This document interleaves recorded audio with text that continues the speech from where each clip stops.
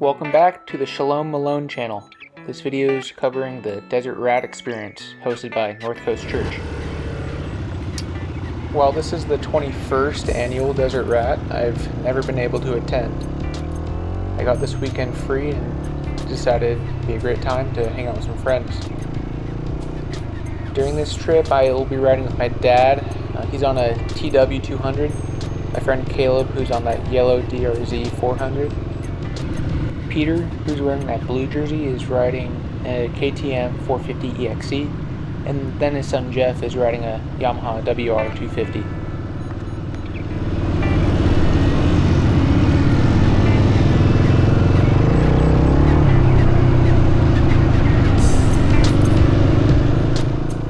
And today, I'm riding my Honda XR400R.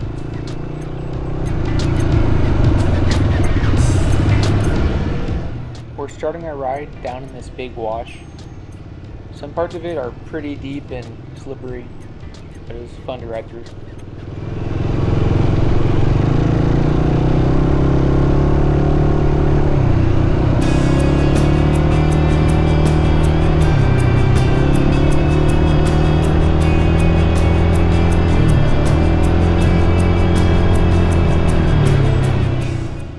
This is my first time using an Insta360 camera.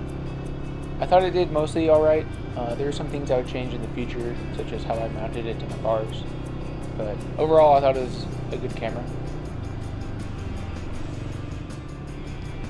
We're riding in Ocotillo Wells, California, which is an 85,000 acre off-road park here in San Diego County. Although I do believe some parts of it do intrude into Imperial County as well.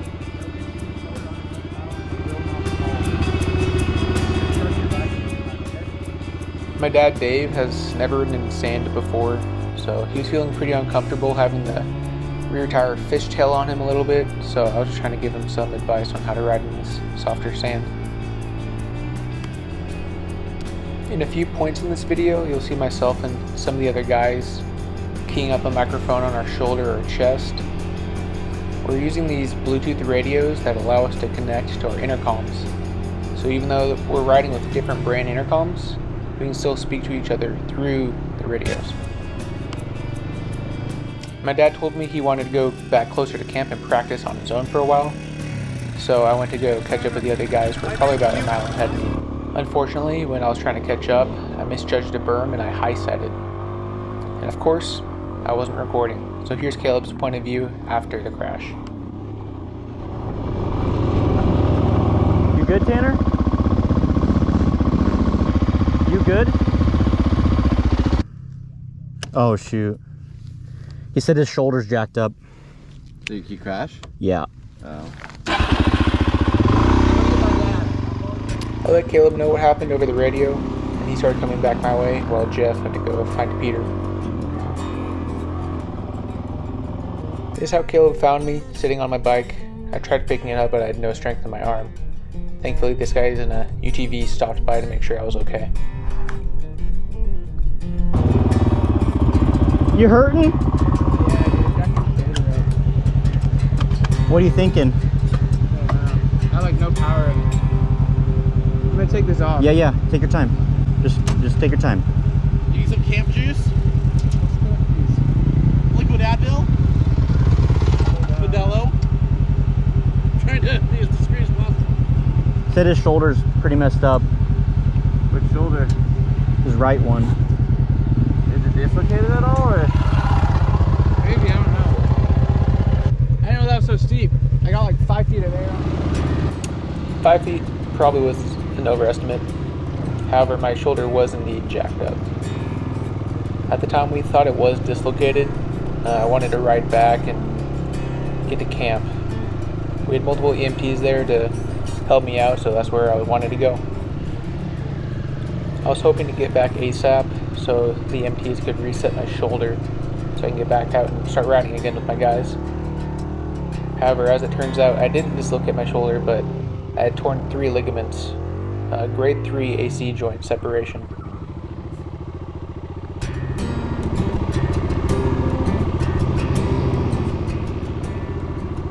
It's hard to see any buildings off in the distance out in the desert, but Peter's pointing out a radio tower to me that you can see from pretty much anywhere in Ocotillo Wells. So that's where he's leading me, and that'll lead us back to camp.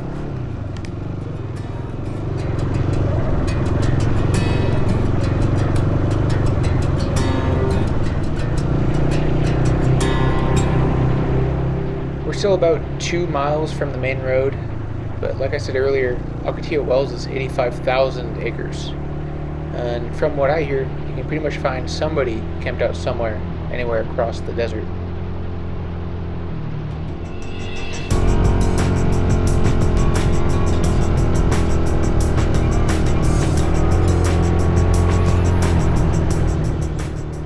Peter found an alternate way back, which I was grateful for.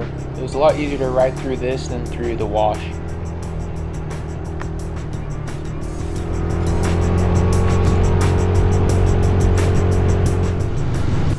At this point in time, I was able to see the main road again, so I was letting the other guys know that I was good to head back on my own, so I didn't interrupt the rest of their riding time for the next couple of hours. I was still intending to come and reconvene with them later in the day. I had hopes that my shoulder would be reset. I'd be able to have fun for the rest of this trip. But like I said earlier, I didn't have a dislocated shoulder, and it's impossible to reset torn ligaments. It's a good bike. It's an old bike. One of my favorite things about it is it has enough power to merge easily on faster streets. It's buzzy and a lot of vibration, but it does the job for short distances. Here's the radio tower that I was talking about earlier. It's pretty much sitting at the base of the Blue Inn. It's a restaurant and a RV resort in Ocotillo Wells. It's pretty popular for larger groups to rent a space here so that there can be social gatherings.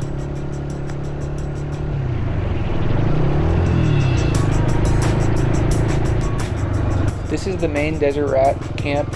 However, we decided to set ours outside the perimeter just so that we could sleep a little bit better at night. There's a lot of full families and kids here, so it's pretty noisy inside. My father and I were sleeping in this 1991 Coleman camper. Peter and Jeff were in their little enclosed box trailer, and then Caleb and our friend Blake were sleeping in the ground tent. All things considered, I had a fun time at Desert Rat. Obviously I would have preferred to have not been injured, but it's just part of the sport. People get injured and it's the way it is. There's no hard feelings. Thanks for watching, guys. Big shout out to all the guys who I rode with this weekend, and also check out Caleb's YouTube channel, Dual Sport Disciple.